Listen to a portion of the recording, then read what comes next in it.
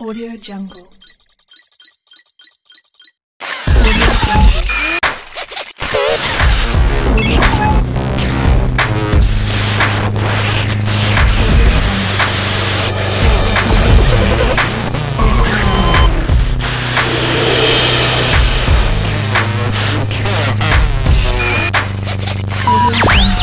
Audio Jungle.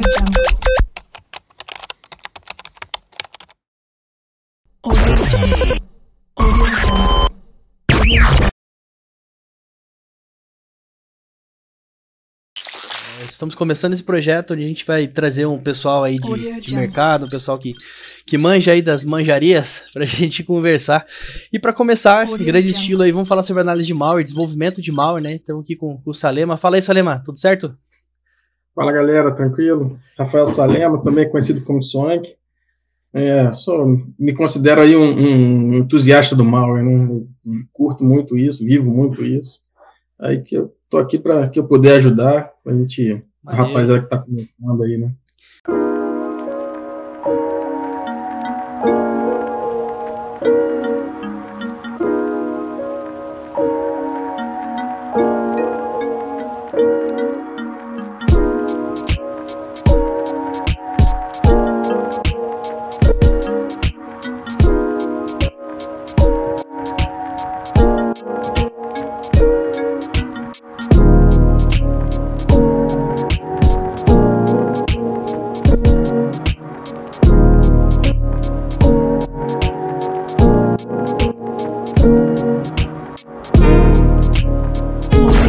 Legal, cara. A ideia hoje aqui é a gente conversar um pouquinho sobre, principalmente desenvolvimento de malware e análise de malware, né, em mercado e etc. Então, vou fazer umas perguntas aqui, né, pro Salema, ele vai trazer pra gente aí umas informações aí pra ajudar a galera que tá no começo e a galera que já tá trampando também, né? Sempre bom aí ouvir quem manja. Legal. Salema, para começar, cara, vamos conversar um pouquinho então aí sobre como que funciona a parte de análise de malware, né, o mercado, como é que funciona. Acho que o pessoal tem muita curiosidade. Quando a gente fala de análise de malware, né, a gente pensa aí em resposta a incidente, né, e pegar artefato malicioso e entender ali quem foi o paciente zero, entender como é que foi o incidente, né, ajudar o pessoal mais do blue team ali. Mas tem também a parte divertida aí, que eu imagino que seja a parte mais divertida, que é o desenvolvimento de malware e trabalhar junto com operações de Red Team. Então, conta pra gente um pouco aí qual que é o mercado que tem para análise de malware e desenvolvimento de malware. Então, cara, o que eu vejo, né, é que esse mercado ele expandiu, né, ele tá aumentando. Eu vi ano passado aí a gente tinha essa parte ofensiva, era muito ligada a pentest, né? E alguns desenvolviam suas próprias ferramentas, seus malwares e utilizavam no pentest. Só que isso daí começou a crescer muito, essa abordagem do Red Team, por exemplo, né? E as demandas começaram a aumentar, né? Então, o que eu vejo? Algumas possibilidades de emprego, né? E de mercado. Você pode desenvolver ferramenta, ofensiva, né, no caso, ou defensiva, um malware para suportar um red team, né, um engajamento, né, você pode desenvolver um crypter, por exemplo, né, para proteger um programa específico da sua empresa, por exemplo. Você pode trabalhar no SOC, né, sei lá, numa parte de a resposta a incidente, né? Isso é o mais comum que a gente vê, né? Começa essa abordagem. Mas eu acho que esse mercado está aumentando, tipo desenvolvimento de exploit, né? Só que é mais aceito o desenvolvimento de exploit no mercado, tem mais demanda, mas o malware agora está começando a crescer, que não tinha no passado, né? Antigamente a gente desenvolvia for fun, ou então para aprender, pelo nome, né, no underground e tal, a motivação era essa. Hoje mudou, né, você consegue viver disso. Então, cansado de falar pra galera aí que não precisa ser bandido, não precisa ser bunker, não precisa roubar os outros para viver de malware. né? Cara, até porque antigamente aí, né, principalmente nessa época que você falou aí que, pô, a ideia era, tipo, pô, zoar o coleguinha, né, você ter um prestígio, ter nome e tal, a gente não tinha tanta legislação sobre crime cibernético, né, a gente não tinha como a gente tem hoje aí essa a visibilidade sobre o tema, né, tanto que você pega aí a galera toda das antigas sempre fala que queria voltar pra 99, né, que era a época aí que rolava as tretas aí, você não tinha muitos problemas, né, hoje em dia você tem aí o artigo 154A aí que prevê, né, a invasão de dispositivo informático. Até é legal a gente falar disso, que endureceu um pouco a pena, né? Porque antes o pessoal podia pegar de 3 meses a 1 ano de cadeia aí por conta de crime cibernético, né? Mas acabava pagando cesta básica e estava resolvido. Aí, recentemente aí mudou a lei, agora o pessoal pode pegar de 4 a 8 anos de cadeia, né? Legal. Por isso que hoje em dia a gente não consegue, né, fazer, como nessa época aí de IRC, onde a gente podia zoar o colega aí, e era até divertido, né, porque hoje em dia você vê as comunidades de segurança tão um pouco diferentes, né, o pessoal era um pouco mais reativo antes, né, você pegou essa fase aí de IRC também, não pegou não? Da galera ser mais reativa, não aceitar muito quem não manja muito na comunidade? Conta aí como é que era essa época aí no começo. Era bem mais ácido, né, cara? A galera não tinha papo na língua, o nego não respondia, nego era diferente, né? Você tinha que mostrar que você tinha valor, você tinha que mostrar que você tinha interesse, né? Que você era esforçado. Senão os caras não te aceitavam, né? Já tomava logo um nuke já. Hoje em dia está muito mais fácil, né? Você buscar o conhecimento, né? Uma coisa que eu acho importante a gente falar sobre isso, né? Porque antigamente também não tinha legislação, né? Como comentou aí. Só se o cara fizesse um merdão muito grande, né? Tipo Melissa, I Love You, né? Que foram grandes malwares da época. Mexer com gente grande, né? Aí dava treta. Mexia com o mundo inteiro, né? Esses caras. Sim. Aí dava problema, mas o cara atrelava isso a uma lei normal, né? Fazia um paralelo com a lei física, né? De física não, né? Com a lei comum, né? Não tinha regulação virtual, né? Exato. Isso é muito novo, né? Isso aí é tudo muito, muito atual com relação a leis cibernéticas, né? Cara, mas vamos falar mais techniquez aí de malware, que acho que a galera não tá afim de ouvir muito sobre leis, não. Vamos conversar mais aí sobre o low level, que eu acho que é isso que a galera tá vindo aqui para ouvir você falar sobre isso. Cara, vamos conversar um pouquinho sobre a análise de malware, antes de falar do desenvolvimento aí de malware, né? A gente sabe que o malware ele vai tentar sair da tua análise, vai tentar, né, usar técnicas de anti-VM, não vai deixar você analisar ele, né, por N motivos. Então conta pra gente um pouco aí como que é esse processo aí de se montar um laboratório para analisar um malware, né? O que você precisa para conseguir analisar um artefato malicioso? Cara, o que a gente usa geralmente pela praticidade e pela velocidade, ajuda na velocidade da análise, é você montar um ambiente virtual, né? Com um hipervisor, seja ele qual for, VM, o próprio VirtualBox, enfim, né? Cada um. Eu prefiro a solução um pouquinho mais robusta, que eu acho, né, mais madura, que é o VM. Mas, assim, são bem similares. Os dois vão ter escape de vez em quando, né? Escape é quando o malware consegue sair da VM. Né? E aí tem algumas dicas que a gente pode dar, né, para o cara se proteger nesse sentido. Primeiro se você vai analisar um malware Windows, né, você vai ter que o host, né, o sistema operacional base, o ideal é que ele não seja um Windows, ele pode ser qualquer outro, né? Geralmente a galera usa um Linux por baixo e um Windows por cima para poder analisar o malware. Você vai ter que instalar ferramentas do Windows e do Linux, né? Tem gente que vai tender mais para um, mais para outro, mas isso aí também cada um tem seu gosto aí, né? E vai ter ferramentas similares para os dois mundos, né? E o que eu curto fazer, né? Às vezes, o malware ele tem interação com C2, né? Geralmente ele vai ter. Então, eu levanto duas máquinas. Uma vai ser o gateway, né? Que vai dar os serviços para o malware. Então, eu levanto um DNS, Você levanta um servidor de arquivo, vai levantar um servidor web lá, de acordo com a demanda que você tem do malware, né? A gente vai vendo o que o malware está pedindo, né, a requisição que ele está fazendo, a gente monitora o tráfego dele, para ver o que ele quer, e a gente vai dando o serviço para ele, que ele está querendo consumir, e vai começando a entender como ele funciona, né, o protocolo, o que ele está esperando de resposta, quais as interações que ele faz com o sistema operacional, registro, sistema de arquivos, enfim.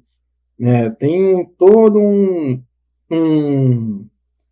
uma metodologia para a gente analisar, né, buscando ali a velocidade da análise, porque a velocidade conta nessa hora, né, quando o analista rápido, principalmente quando a gente vai falar de emprego.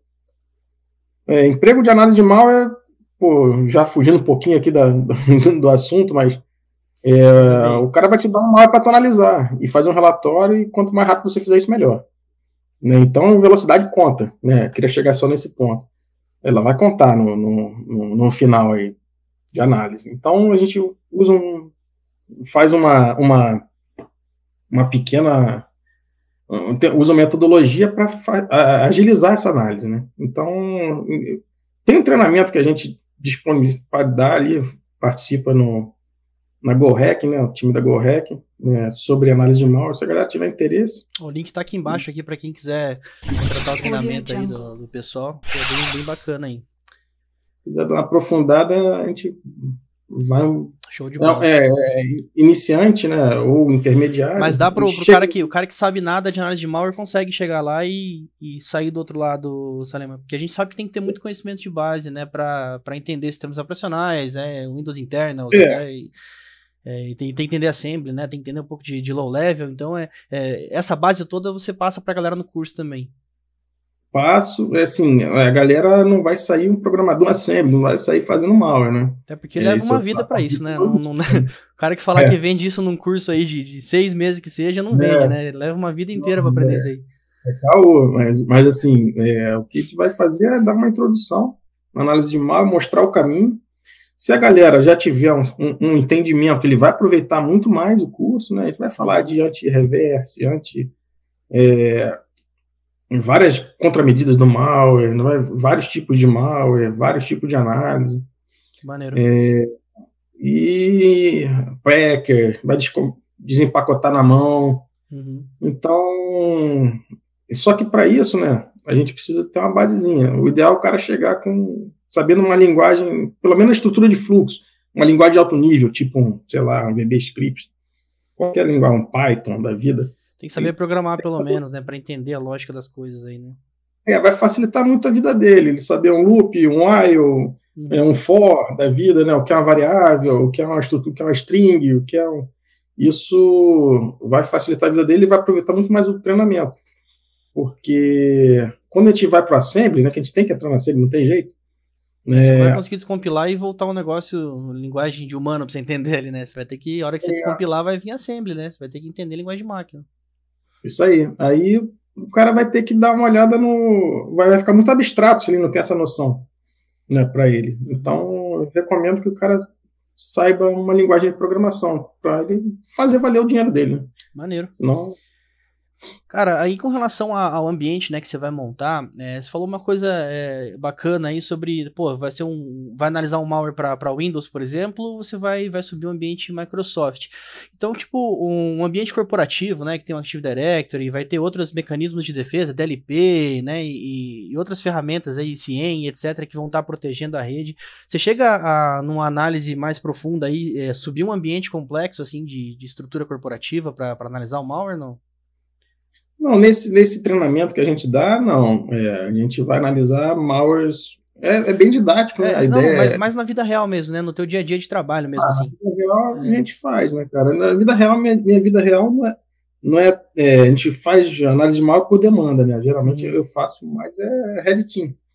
Eu faço malware para atacar a nossa rede. Né? Legal. Ataca a rede, faz um reporte, depois checa se aquilo ali foi corrigido depois de um tempo. Então a gente fica dando uma hardenizada na rede, batendo, né? No bom sentido, né? A gente batendo não. Simular o adversário, a gente trabalha junto com o Blue, né? Trabalha junto com o Blue. E a ideia é todo mundo crescer junto, né? Legal. Cara, é importante a gente entrar nesse tema também, porque a galera às vezes tem uma rixa aí, né, do pessoal de segurança defensiva com o pessoal de segurança ofensiva, né? É legal a gente ter em mente aí que a gente está trabalhando em conjunto para que a empresa seja mais, tenha segurança, né? Tem um aumento aí na maturidade de segurança, então é muito legal trabalhar em conjunto. Mas, cara, a gente tá falando em questão de ambiente corporativo, né? No máximo ali vai rolar, tipo, uma exfiltração de dados, né? Um vazamento de dados, ou impacto financeiro, né? Impacto de disponibilidade, o cara pode rodar um minerador lá, coisa do tipo, né? Mas agora pensando assim em malware num contexto mais importante, maior, assim, a gente falando de governo, né? A nível de país, tal, um malware pode atacar a soberania nacional, né? Então, um país atacando o outro, a gente pode ter ataques a infraestruturas críticas, né? Como vejo o exemplo do Stuxnet lá, que deu BOs em indústria e tal, né? Cara, conta pra gente um pouco como que funciona, então, a parte de análise de malware voltado para esse tipo de cenário, mais de infraestruturas críticas e governos, né? Cara, assim, a gente sofre ataques, né? De fora, a atribuição é uma coisa muito difícil. A atribuição, quando a gente fala em atribuição, é você definir quem fez o ataque, né? Uhum. Então, às vezes, você vai pegando o ataque, vai fazendo registros do ataque, com características, e vai tentando cruzar essa informação para inferir um atacante, né? Uhum. Que seja uma nacionalidade, que seja alguma característica que conecte um adversário àquele código, né? Uhum. Então, mas isso é muito difícil. Isso aí é um trabalho homérico, né? Porque os atacantes, eles também não dão mole, né? Então, eles usam técnicas diferentes, eles são... a gente falar de APT, né? Os caras são bons, né? Não dá para subestimar o teu adversário, né? E você... imputar uma responsabilidade a uma nação é outra coisa que é muito complexa, né? Então, você tem que tomar cuidado com o que você fala, né? Escreve, principalmente. Sim, porque hoje em dia, né, nesse mundo que a gente vive, qualquer tipo de BO entre países hoje vai ser resolvido na cyberwar, né? O negócio se tiver uma terceira guerra, ela vai ser cibernética, né? Isso é inevitável, né? Cara, vamos falar um pouco de desenvolvimento de malware, porque assim, eu acho que o pessoal que tá ouvindo geralmente vai pensar em análise de malware e etc. como um contexto mais de defesa ou até mesmo de simulação de adversário, como você disse, né? Mas existe um mercado de desenvolvimento de malware também, né? Conta pra gente aí, tem o pessoal que vende packers, né, crypters e vende, né, o desenvolvimento do malware em si. Existe um mercado para isso? Como é que funciona esse mercado? Então, no lado branco da força, né? No lado negro, eu acho que não é o caso, a gente não precisa disso, né? Então, o que tem demanda, e se você faz um produto bom, você vende bem. O lado você tem agência de inteligência, você vai ter brokers, vai ter nações, né, que vão comprar, né, malware, né? Vão comprar. Mas como é que é esse mercado? Não tem uma lojinha de malware, entra aqui e compra um malware, né? Não tem isso. Como é que funciona aí? É igual o desenvolvimento de exploit? Geralmente é por meio de um broker, né? É como se fosse um exploit. Um terceiro que media a venda. Ou uma empresa que tem autorização para vender e para comprar esse tipo de coisa, tipo o NSO da vida, né? Ele vende malware. É um malware, né? Que louco, tipo, se for pensar, dá pra fazer uma analogia igual, sei lá, tipo, a Taurus que vende arma, por exemplo, lá, né, a Glock e tal, pô, é o fabricante que vende arma e pode ser que alguém do bem ou alguém do mal vai comprar aquela arma, né? Claro que existem várias regulamentações para você conseguir comprar a sua arma, imagino que para malware deve ser alguma coisa parecida, principalmente a nível de governo, né? Porque, pô, se você for pensar em relação à soberania nacional, tipo, pô, como é que eu vou comprar um malware de alguém que não é do Brasil, por exemplo? Ou então como é que alguém que não é do Brasil vai comprar um malware de um brasileiro, né? É meio embaçado isso aí, né? Como é que funciona? Existe um mercado assim mesmo? Tem uma galera procurando esse tipo de serviço? Não, tem inclusive brasileiros que desenvolvem, né, e vendem para o Estado, para estados, né, vendem para fora, enfim. Só que, assim, o que a gente tem que tomar cuidado é, tipo, Tem empresas e empresas, né? Por exemplo, eu não sei, não aprofundei no caso, mas a Finfischer teve uma treta lá na Alemanha, né? Porque estava vendendo para países aí que não eram democráticos, né? Uhum. Então, aí já é gente grande, né, cara? Você Uhum. vai tratar com gente E grande. não é um cara só, Mas né? Tem um time atrás disso, né? você dá uma olhada no Wikileaks, você vai ver lá que tem um monte de malware lá que eles usavam e compraram de alguém, né? Uhum. Ou desenvolveram, né? Que louco. Ou optaram para desenvolvimento. Que louco, cara. E nessa questão de desenvolvimento de malware, né? Eu imagino que seja muito complexo, porque você pega a rede de TI, né? Você já tem tem um número finito ali de arquiteturas que você precisa estudar, e geralmente você vai focar mais em Microsoft mesmo, né? Que é difícil você ver, por exemplo, uma workstation em Linux e tal. Geralmente é Microsoft, né? Mas agora pensando em infraestruturas críticas, né? E ICS, a gente tem aí vários tipos de microcontroladores que tem várias arquiteturas diferentes, né? Você pega os ambientes aí de chão de fábrica, né? Com interface homem-máquina e são os supervisores e tal, são todos sistemas que geralmente são legados, né? E como que você vê o desenvolvimento de malware para esse tipo de cenário, cara, de infraestrutura crítica? Porque aí a gente pode falar de um cenário onde gente pode morrer, né? Enquanto um ataque cibernético numa rede de TI pode parar um ambiente, sei lá, tirar dinheiro e tal, vazar dados. Quando a gente fala de ICS, a gente está falando de infraestruturas críticas. Pô, estoura uma caldeira lá, mata a galera que está lá dentro da indústria, por exemplo, né? Como é que é o cenário de malware aí para ICS? É, então, é multidisciplinar, né? Assim, tem nações que desenvolvem malware para esse tipo de cenário, né? Eles estão focados nisso, né? Então, ele vai ter, o Stuxnet dizem, só tinham duas nações que conheciam aquela centrífuga, né? Então, com certeza, foi uma equipe enorme com um monte de gente, Nunca é um e os cara caras só, devem né? ter pego uma centrífuga daquela e estudado ela, né? Um cara que conhecia ali aquele equipamento, né? E deve ter juntado com o pessoal do desenvolvimento de malware, fez uma interface ali entre eles, e conversaram e já chegaram no resultado, né? É o caso até de ter gente infiltrada, né? Porque geralmente esse Ah, tipo sim. de documentação é segredo, né? O cara tem até hardware proprietário dentro de ambientes de indústria, assim, que você precisa estar infiltrado para conseguir documentação sobre, né? Que louco. Com certeza. Eu acredito que tenha sido uma cooperação do dono de quem desenvolveu a centrífuga, né? Não Uhum. tem como, não tem muita gente no mundo que faz aquilo, né? Então, tem quase, assim, é muito difícil você não acreditar que não teve uma cooperação de nações, entre nações, né? Que Quanto a loucura, isso. né? Cara, você falou aí de Zero Day, né? Então, até se a gente pega o WannaCry, por exemplo, lá que explora MS17010, né?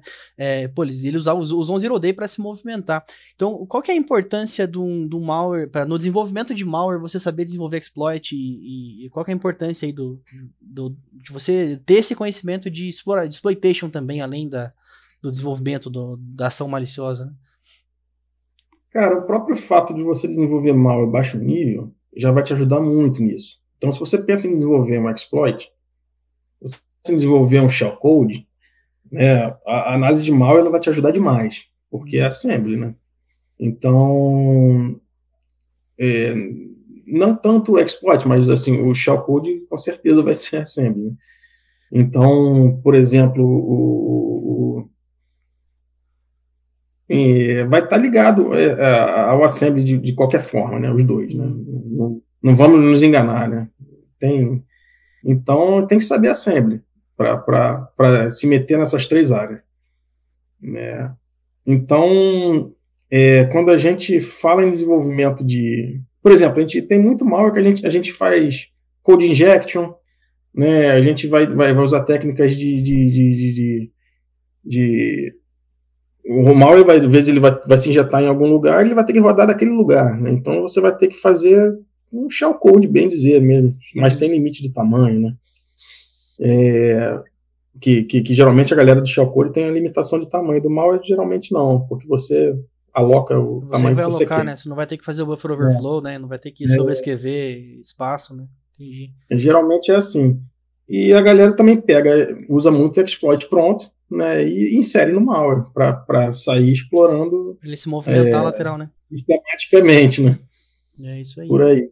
Legal, cara. Cara, e com relação, né, ao desenvolvimento do malware aí, a gente ouve o termo FUD aí, né, Fully Undetectable. O que os caras precisam fazer aí no desenvolvimento, como é que você tem visto, né, de técnicas aí para se obfuscar, né, e os packers, scripters? Conta pra gente um pouco aí como é que é esse lance. Eu acho, cara, que assim, a gente tem que, dificilmente você vai ser FUD para tudo, né? Você vai ser FUD para alguma coisa. Você vai definir um alvo, né? Se você tentar ser FUD para tudo, o seu FUD vai ser rapidinho, ele vai cair. Uhum. Então você define um alvo, né? Não solta esse malware para análise de forma alguma, né? No mundo você Cara, tem vai lá e sobe no vírus total, né? Segura ele para você, né? E testa localmente se vai passar, instala o ambiente, estuda o ambiente que você vai atacar, simula ele até passar liso, né? Na hora que passar liso, aí tu roda o malware. Legal. E com relação à análise, né? Quando você está desenvolvendo malware, você precisa se preocupar com o cara não pegar o malware na análise, né? Então, aí com relação às técnicas aí de anti-VM, técnica de evitar, né, que o cara descompile, por exemplo, né? Como se fosse um tampering ali, né? Tipo uma máquina de cartão, quando você abre ela, o de anti-tampering dá um wipe em tudo, por exemplo, né? O malware tem dessa também? A hora que você descompila, ele cria uma função aleatória? Como é que é?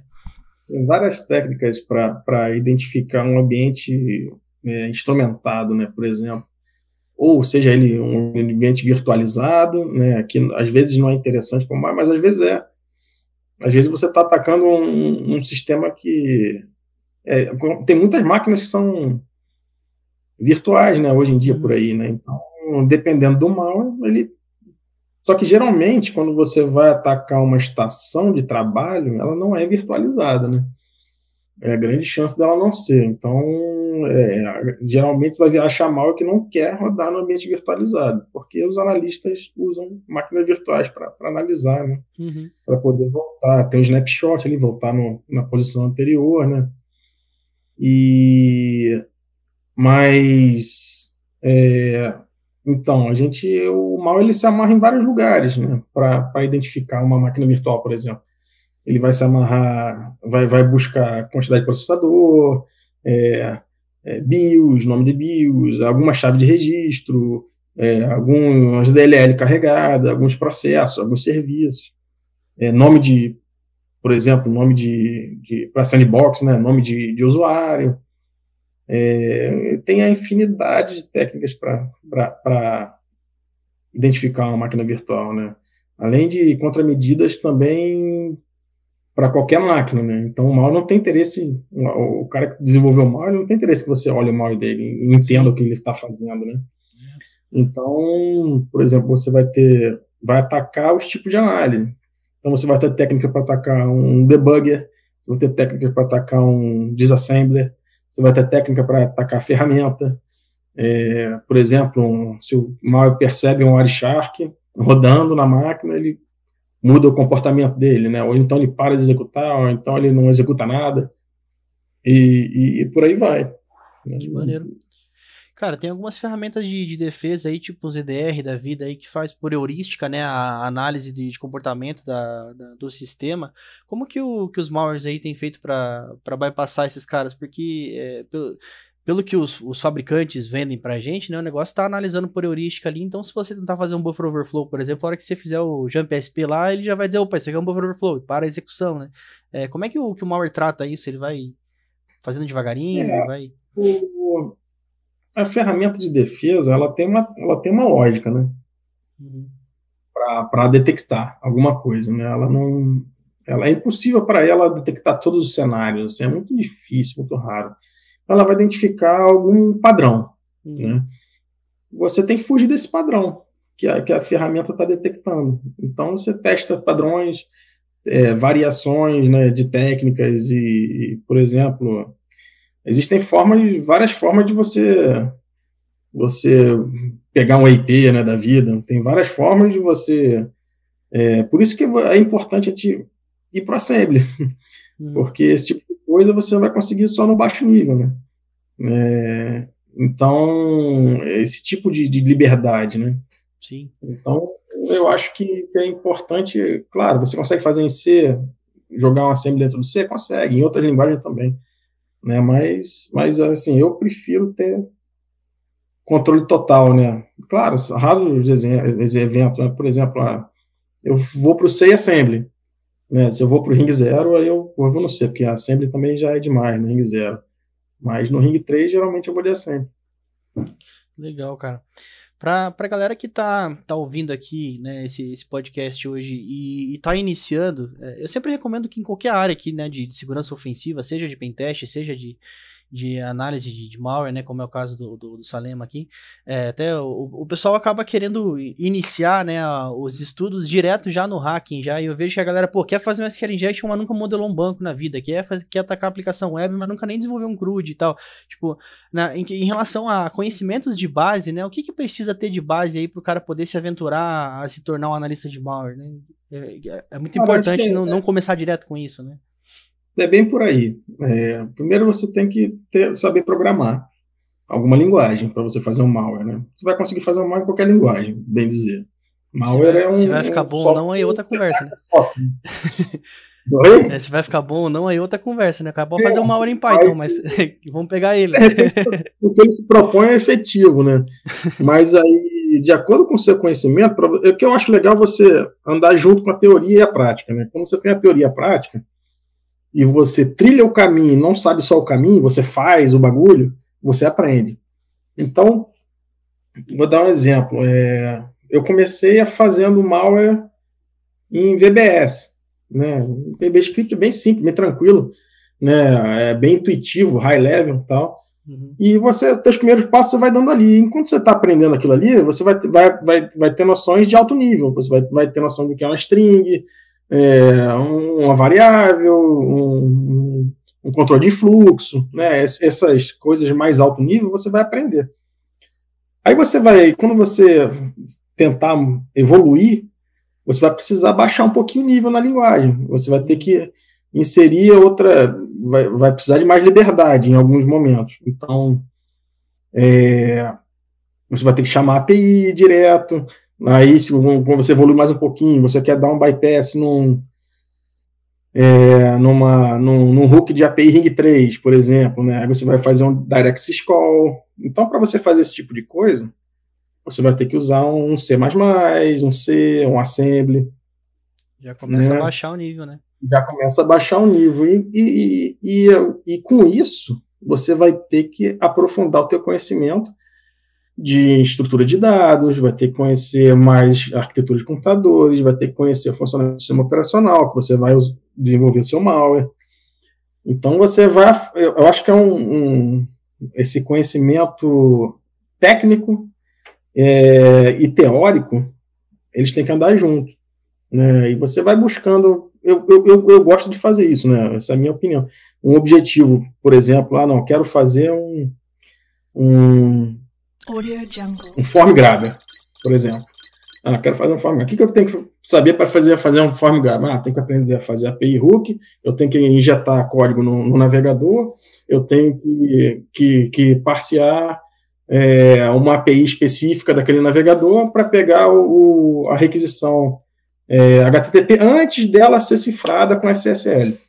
Beleza. Eu sei que eu tenho que fazer. Como é que eu vou fazer isso? Vou fazer em C? Vou fazer em Assembly? Não. Beleza. Aí você define isso e começa a buscar o conhecimento que você precisa para fazer esse tipo de coisa.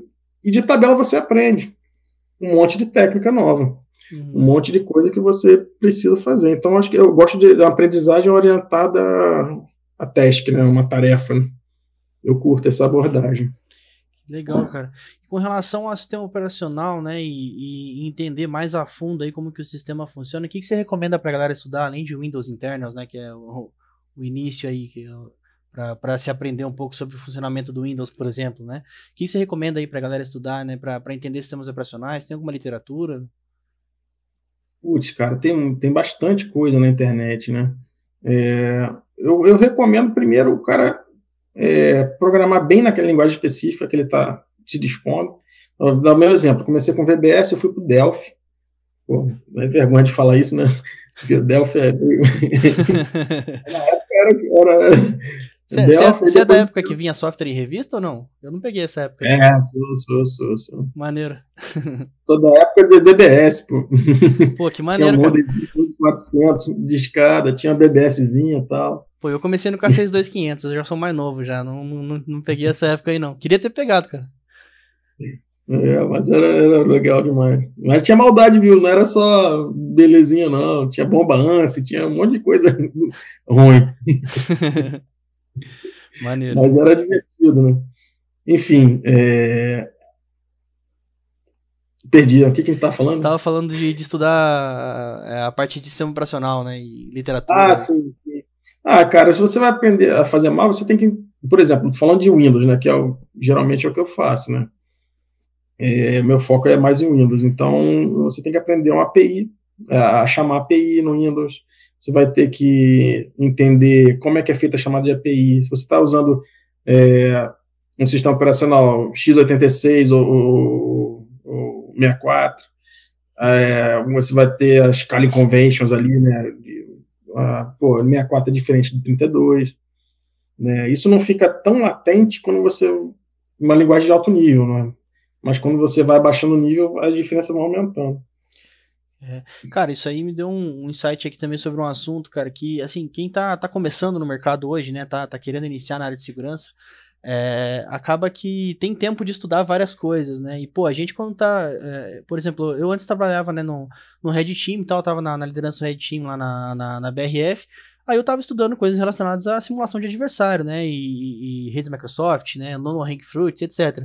Aí, cara, agora que eu fui pro banco, lá no banco eu tô trabalhando com pentest web, então, tipo, cara, eu tenho que trabalhar com hacking web o dia todo e chego em casa eu tenho que estudar web também pra manter meu trampo, né. E não consigo parar pra estudar uma outra parada que eu gostaria de estudar, né, eu acho que o teu caso é o mesmo, você tá estudando análise de malware aí, se você quiser estudar uma outra coisa que não tem nada a ver, provavelmente você não vai ter tempo, né. Então, até recomendar pra galera aí que tá começando, cara, aproveitar que vocês têm tempo e estuda o máximo de coisa que possível que vier pela frente aí, que a hora que começar o trabalho já vai começar a dar trave aí nos horários aí. Casou, teve filho, meu irmão. É isso aí. Meia-noite é 6 só. Esse aí, o filho eu consegui dar bypass até o momento, mas casar já, já foi. Mas é isso mesmo, cara. Assim, não tem jeito. Cara, depois que eu consegui, a minha história é um pouquinho diferente, né? Eu só fui conseguir trabalhar diretamente com isso, pô, quase 20 anos depois de formado, né? Eu era piloto, aí depois eu consegui migrar. Mas eu sempre curti muito, sempre fui entusiasta disso. Sempre piloto aí, só pra explicar pra galera, aí o Salema é da FAB, né, Salema? Conta aí, porque falar piloto, o pessoal vai achar que você dirigia kart lá no Mario Kart. Sou aviador, eu sou piloto militar, né, de formação, mas eu fui migrando, né, dentro da carreira, eu consegui trabalhar com cyber, né, com análise de malware e Red Team, né, na Força Aérea. Tá, então, mas foi uma coisa que foi natural, né? A evolução da carreira, você tem uma parte administrativa e uma parte operacional, né? A gente vai ficando mais velho, a gente vai começando a ficar mais administrativo e nessa parte administrativa eu consegui cair, né, acabou que ficou operacional o administrativo, né? Consegui trabalhar com isso, né? Com cyber e pô, eu sou muito feliz, cara, nesse aspecto. Então, eu vou trabalhar todo dia feliz. Todo dia com o maior entusiasmo do mundo, porque é o que eu amo fazer. Então, você tem que estudar todo dia, cara. Isso é maneiro. Tem que estudar todo dia. E cara, uma coisa que é importante também a gente conversar aí com relação a mercado, né? Pô, a gente é de um tempo, você antes que eu ainda, né? Mas eu ainda sou da geração que para você ir para área de segurança, você tinha que passar ou por sysadmin ou por desenvolvimento, alguma coisa, você não chegava direto como um pentester, por exemplo, né? Não tinha esse mercado como hoje, que o cara sai da faculdade lá e já consegue entrar como analista de segurança, por exemplo, né? Só que isso me traz um insight que é meio preocupante, meio perigoso, porque às vezes o cara quer começar na área de segurança e ele pula alguns conhecimentos que ele precisa ter com relação a outras coisas, né? Então, tipo, pô, o cara ele nunca passou por uma change, por exemplo, né? Ele não sabe qual que é a dificuldade lá de você vai subir um ambiente, fazer uma migração. Tá, talvez não precise ter esse conhecimento, mas é legal saber que ele existe, né? As coisas que o cara aprende na faculdade com relação a hardware, a banco de dados e ciclo de desenvolvimento de software, essas coisas que às vezes o pessoal parece que pula, né? Não sei se você tem essa impressão também, mas a galera mais nova parece que já quer ir direto pro Hack the Box lá e esquece um pouco, né? De entender como é que funciona a TI como um todo, né? Sim, tem que ter um tempinho de esquina, né, cara? Que eu digo assim, o meu caso, né, eu posso falar por mim, né? Eu sempre fui chefe de TI. Então, que nas Forças Armadas a gente tem a função administrativa, né? Aí quando eu estava no esquadrão, eu era chefe da seção de informática, né? Que é bem pequenininha. Aí depois eu comecei a trabalhar na base, eu era chefe de seção de informática da base. Aí eu fui para outras unidades, que a TI já era um serviço crítico, né, consegui trabalhar com infraestrutura crítica, né, de tráfego aéreo. Então, tem operacional, tal. E é crítico, né? Se, por exemplo, na época é coisa que dava problema grande, se saísse do ar. Então, você tem essas preocupações do dia a dia e às vezes cai, né? Você tem que mitigar e tem equipe e trabalha junto. Esse tempinho de esquina ele faz diferença, sim, né? Porque eu acho que você passar um tempinho como sysadmin é super válido, cara, para você entender onde o calo aperta de um lado, para você poder apertar depois. Né? Tem que saber como constrói para depois saber como destrói, né? Assim, não necessariamente que essa galera que tá começando precise, vou conseguir um trampo de sysadmin, então para depois ir para segurança, ou vou conseguir um trampo de dev para depois ir para segurança. Não isso, pode começar com segurança. Mas é importante você ter umas noções sobre isso também, né? Ler sobre isso também, não ficar lendo só sobre exploração, lendo só sobre hacking, né? Tem que pegar também aí literaturas com relação a outras coisas, processos principalmente, né? Porque quando a gente tá falando de hacking, né? A gente não tá falando só de explorar o ambiente cibernético, né? Pô, tem o fator humano, tem a parte processual dentro das empresas. Cara, às vezes que nem ontem a gente gravou essa call aqui, na verdade não gravou, a gente teve uma conversa de mais de 2 horas, né, Salema? E não tava gravando, que deu pau aqui. Aí a gente tá tendo que repetir hoje. Mas ontem a gente tava falando sobre isso, cara, com relação a algumas infraestruturas. O cara que tá desenvolvendo malware, às vezes, nem precisa se preocupar com bypassar alguma coisa, porque a própria infraestrutura tá tão zoada que o cara não precisa se preocupar com alguns mecanismos, né? Então é importante saber como que funciona o que você vai atacar, né? Você ter esse conhecimento do seu inimigo, né? Sem dúvida. O que eu acho que assim, o que funciona é simples. Né? As coisas simples são as que funcionam. Começou a ficar muito complexo, a chance de dar errado ela aumenta exponencialmente. Então, às vezes, um ataque simples é efetivo, cara. Você não precisa... E o simples fato de você conhecer o teu adversário, já vai te dar esse insight do não, dá para entrar por aqui. Dá para fazer isso, dá para fazer aquilo. Aqui ele não vai perceber, porque ele vai estar todo enrolado nessa hora do dia aqui, né, na hora do... Enfim, né, quanto mais você tem conhecimento sobre o teu adversário, melhor, né? Para você achar a fraqueza dele e explorar essa fraqueza.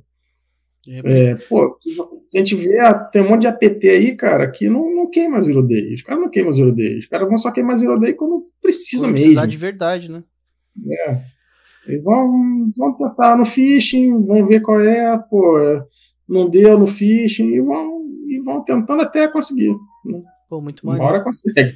Cara, com relação aí à exfiltração de dados, né, e o objetivo aí do malware, a gente entrou num tema legal aqui sobre a estrutura e tal, então queria conversar com você um pouco aí sobre os mecanismos aí de defesa em relação à exfiltração de dados e como que os malwares têm feito aí para exfiltrar, porque antigamente se o cara fizesse uma exfiltração para um IRC, por exemplo, ele conseguia, né, hoje em dia já qualquer firewall de padaria barra aí um C2 para IRC, né.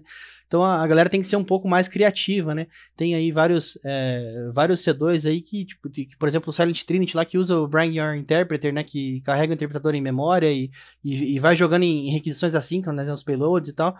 Faz essa exfiltração de uma maneira mais stealth, né?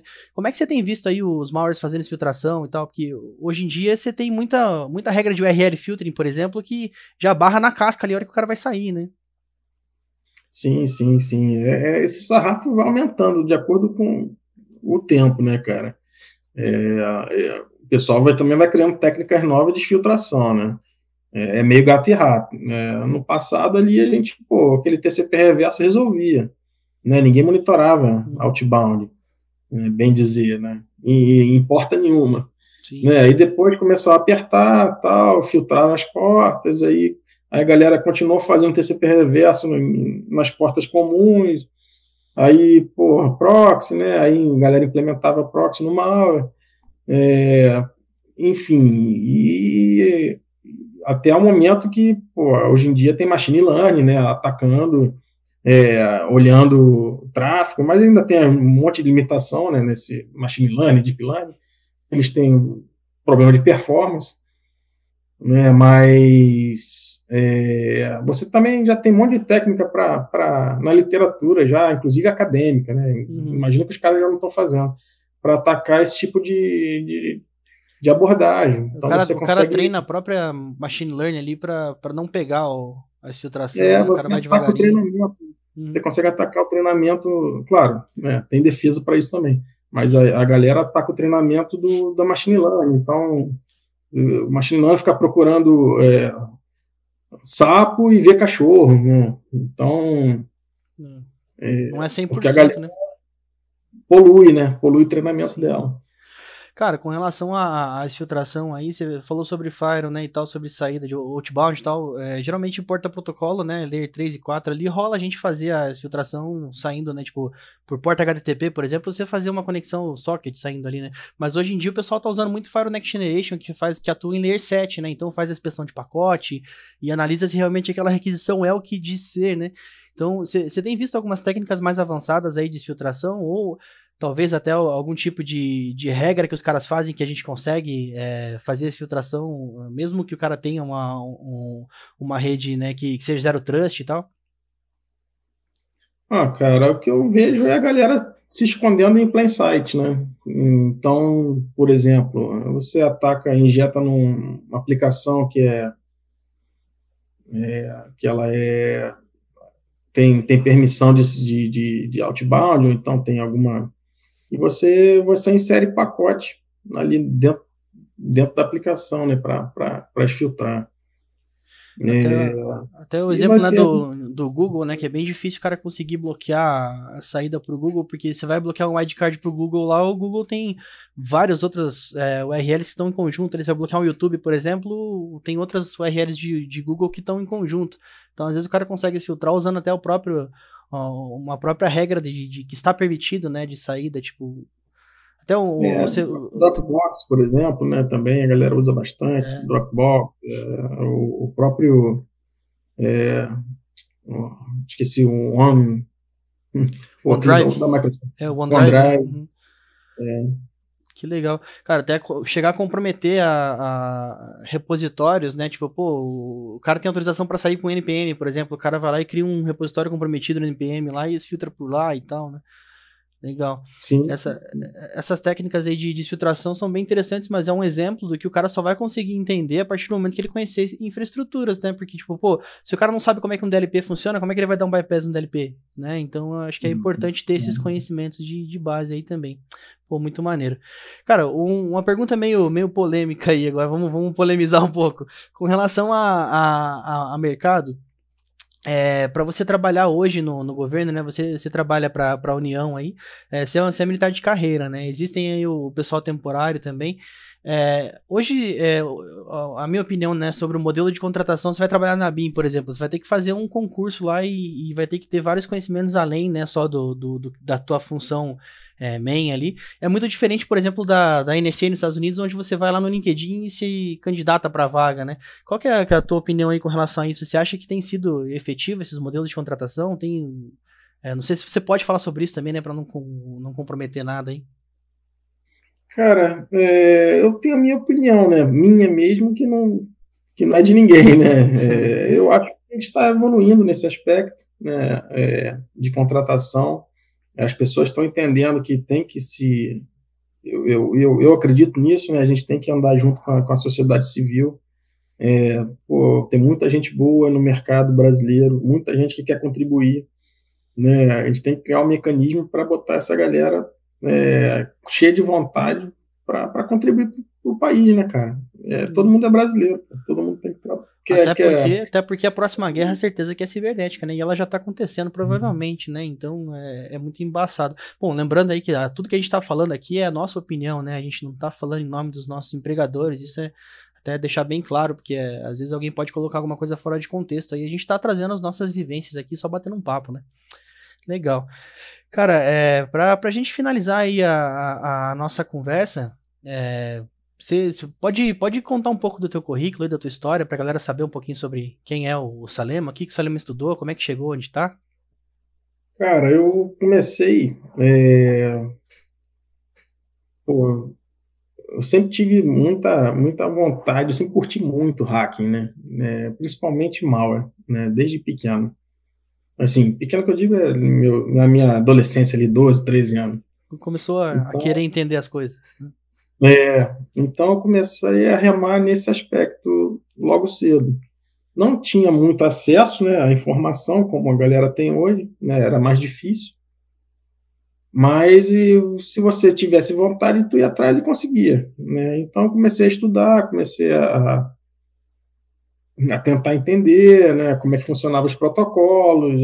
Eu queria fazer um IP spoof, né, um e-mail espufado, né, esse tipo de coisa besta, mas funcionava na época, né, e era legal, tal, vibrava, enfim.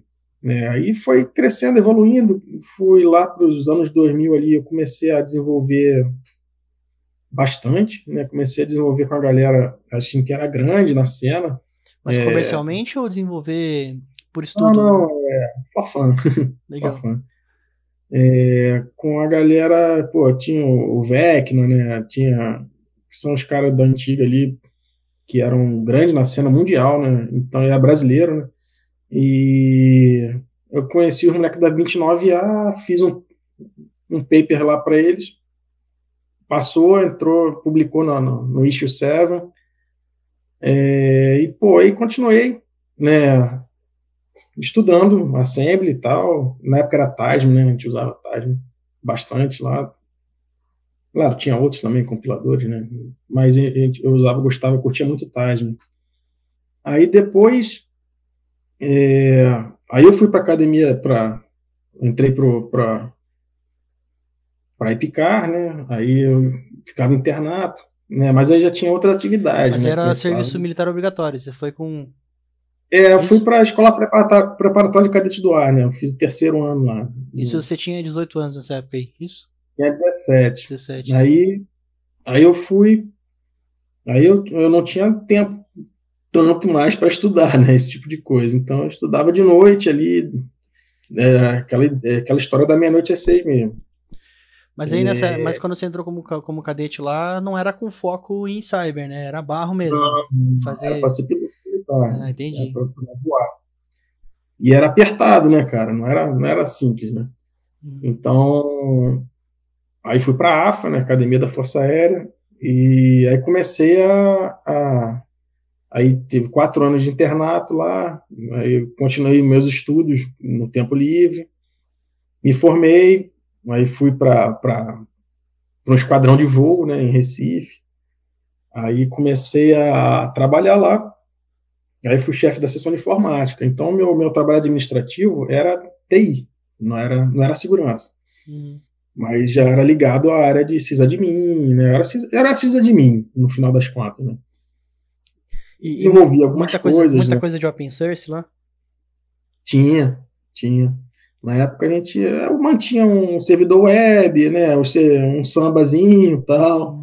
Tinha uns serviços que a gente usava no esquadrão, nada muito grande, era bem, sei lá, umas 100 máquinas, era pouquinho. Uhum. Aí depois eu fui para ser chefe da seção de informática da base, né? Era chamado de telemática, era telefonia informática. Então, fui ganhando know-how de telefonia, de infraestrutura de rede, fui aprendendo com a galera que metia a mão mesmo na massa lá, que era técnico já, sei lá, 25 anos, né? Então, foi uma experiência bem legal. Maneiro. De TI, de sysadmin mesmo, né? Não era Então, a gente segurança começou... ainda era Não, sysadmin. a base era maior, já devia ter suas 500 máquinas, né? Então a gente fazia esse trabalho de manutenção, rede, estourou a fibra, porra, faz fusão, não sei o quê, e era meio apagando incêndio, né? Aí, beleza. Aí depois disso daí eu fui pro centro de... Fui pro Sindacta, né? O Centro de Defesa Aérea e Controle de Tráfego Aéreo. Só que aí já era serviço crítico. Eu trabalhava na TI operacional e na administrativa. Então, a gente fazia desenvolvimento. Eu aprendi bastante a desenvolver web. Né? Eu desenvolvia um sistema de chamado lá e tal. Então, fazia controle de tráfego aéreo, essas coisas assim? Tinha essa TI operacional, a gente tinha a gente mantinha todo o sistema de controle de tráfego aéreo do Nordeste, né? Lá o Sindac. Então a gente tinha a interação com o operacional, né? Que eram os controladores e a técnica e enfim, tinha várias era bem tenso, né? Porque você não podia dar mole ali. Se você desse mole, você tirava um serviço crítico do ar. Também foi uma experiência muito bacana. Isso aí contribuiu para o teu desenvolvimento de malware também ou não? Conhecer esses ambientes? Cara, sim, porque lá já tinha mais um foco em segurança. A gente já focava em segurança. Aí você já sabe onde que dói quando bate, né? Lá a gente já teve uma parceria, até conheci o Rafael Silva, cara, do Pescador lá, na época a gente trabalhou um pouquinho junto, ele trabalhou no Sindacta um tempo. Então a gente já trabalhava um pouco com segurança. Né, mas desde sempre eu continuei fazendo malware. Né, eu sempre fiz malware. Nunca fiz payload destrutivo. Né? Minha ideia era aprender a fazer e desenvolver. Né? Depois disso, eu fui para Canoas, cara, para a base aérea de Canoas. Eu fui pro grupo de comunicações e controle. Né? Aí tinha radar. Pô, que maneiro. Né, a gente interagia com radar, a gente ia para muita operação militar, então a gente começou a trabalhar com estrutura de campanha, de TI, de campanha militar mesmo. Bem rica a experiência também, cara. Muito legal. Aí começou a link satélite, começou a ter essa interação aí. Aí depois... eu tive a oportunidade de fazer um mestrado no ITA, fui para lá. Mestrado do que você fez? Fez de ciência da computação? Aí eu consegui trabalhar com cyber a partir daí. Legal. E é muito pesado o mestrado lá? Cara, o ITA é o ITA, né? Ele tem suas... mas a gente tem tempo para estudar, então não dá para reclamar. A gente tem tempo, tem recurso e tem... se você tiver vontade e se juntar com a galera, não querer se isolar, tu vai. Né? Maneiro. Você pode contar sobre a sua linha de pesquisa no mestrado ou não? Posso. Rootkit. Definição de Rootkit. Legal. Que eu tô dando continuidade. Microsoft mesmo ou Linux? O meu... ele é agnóstico, né? A minha abordagem é agnóstica. Não importa se é Linux ou se é um Windows, ele usa só tráfego de rede para identificar a exfiltração de dados feita por rootkit. Muito maneiro. Tem algum link que a gente consegue ler a pesquisa ou não? Se tiver, daí se puder me passar, a gente deixa aqui embaixo. Tem sim. Na biblioteca do ITA tem. Legal. Minha dissertação tá lá. Então, ó, o link tá aqui embaixo, pessoal, aqui, ó, para quem quiser ler a pesquisa aí do Salema, tá aqui, só clicar no link aqui. Aí, de lá, cara, eu consegui trabalhar com Red Team, A gente começou a interagir com o Blue Team, atacar a rede das unidades e fazia um relatório para a melhoria, né, daquela unidade. O pessoal consertava, a gente checava de novo se tinha fechado a porta e tal. E aí surgiu a oportunidade do doutorado. Bem parecido como é o mercado mesmo, então o Red Team é bem parecido com uma operação de mercado, isso? A gente ia lá, dava um debriefing para a unidade, né, não com o objetivo de achar culpados, né, o objetivo era corrigir. Né, escrever os TTP e simular adversário mesmo, igual... Simular adversário, isso. Legal. Aí a gente conseguiu ver a oportunidade do doutorado, vim para cá, estou terminando o meu segundo ano no meu estágio aqui, estou voltando para a unidade e continuar o trabalho aí no Red Team. Que legal. Continua no Rootkit aí na pesquisa, no doutorado? Rootkit, maneiro. Evoluçãozinha agora. Antigamente ele tinha uma abordagem mais de identificar tráfego de outbound, agora estou evoluindo para outbound e peer-to-peer, né? Se tiver alguma... Será que sai um livro dessa pesquisa aí ou não? Não sei, cara. Tem que terminar ela primeiro. E o problema é tempo também, né? Maneiro, cara. Pô, que legal, cara. Muito legal conhecer a tua trajetória aí. Cara, se você puder deixar uma mensagem pra galera que tá ouvindo hoje aí, pro pessoal que tá nas análises de malware e desenvolvimento de malware, o que você pode dizer pro pessoal aí que tá te ouvindo?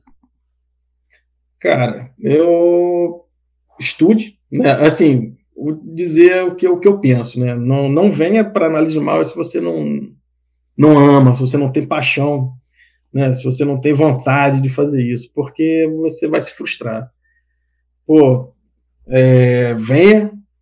Se você tem paixão, nunca mais você vai trabalhar, cara. Se você curte, pô, esse tipo de approach de malware, ataque à rede, enfim, que é a parte bonita, né, bonita e bacana, que eu acho, né, que me atrai mais, aí sim, cara, pode vir que você nunca mais vai trabalhar na sua vida. Show de bola.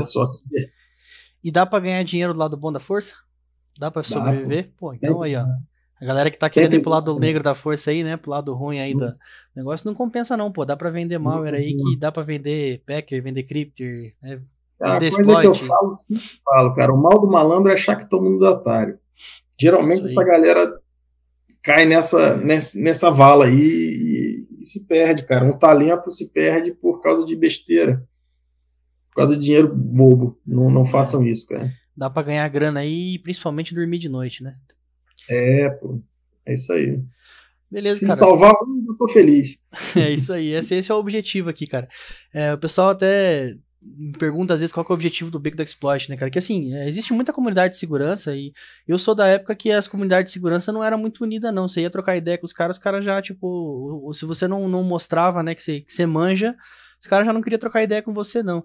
Cara, a ideia do Beco aqui é trazer o pessoal pra estudar junto, pô, toda sexta a gente faz a sexta hack aí, tem aqui no canal vários vídeos de nível iniciante, né, subindo um pouquinho o nível, né, pra ajudar a galera.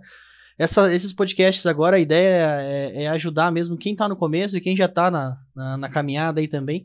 Então a ideia da comunidade é isso que o Salema falou, cara, se a gente conseguir salvar um já tá top. Demorou? Obrigado, Salema.